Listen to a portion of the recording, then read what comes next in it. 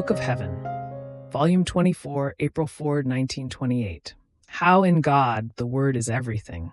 Knowledge is the bearer of the divine act and of the possession of divine goods for creatures. Cure that Jesus prescribed. I was doing my round in the divine fiat, and many things about the supreme volition wandered through my mind. So I thought to myself, how can it be that if the knowledges about this divine will become known to creatures, its kingdom can come? If he did so much for the coming of the kingdom of redemption, the mere knowing was not enough, but he operated, suffered, died, performed miracles. Will the knowledges alone be enough for the kingdom of the divine fiat, which is greater than redemption?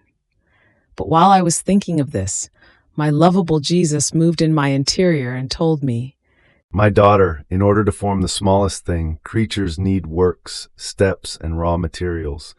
But God, your Jesus, does not need anything to create and form the greatest works in the entire universe. For us, the Word is everything. Was the whole universe not created with the Word alone? And in order for man to enjoy all this universe, it was enough to know it. These are the ways of our wisdom that we have. In order to give, we make use of the Word, and in order to receive, man must make use of knowing what we have said and done with our Word. In fact, if a people does not know all the varieties of plants which are spread throughout the whole earth, it does not enjoy, nor is it the possessor of the fruits of those plants. Because in our Word there is not only the creative strength, but united with it there is also the communicative strength, that is, the strength to communicate to creatures what we have said and done. But if they do not know it, nothing is given to them. What did man add in order to enjoy the light of the sun and receive its effects? Nothing. Nor did he add anything to the water he drinks, to the fire that warms him, and to many other things created by me. However, he needed to know them, otherwise it would have been for man as if they did not exist. Knowledge is the bearer of the life of our act and of the possession of our goods for creatures. So, the knowledges about my will have the virtue of forming its kingdom in their midst, because such has been our purpose in manifesting them. And if in redemption I wanted to descend from heaven to take on human flesh, it was because I wanted to descend into all human acts to reorder them.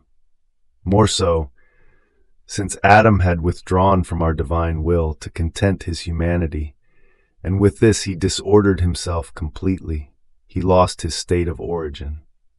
And I had to follow the same path, descend into a humanity so as to reorder him anew, and everything I did in the state, it was to serve as remedy, medicine, example, mirror, light, to be able to put decayed humanity in order. Now, having done all that was necessary, and still more, so much so that I had nothing else to do, I did everything, and I did it as God, with surprising means and with invincible love in order to reorder this decayed humanity. And man cannot say, Jesus has not done this to cure us, reorder us, and place us in safety.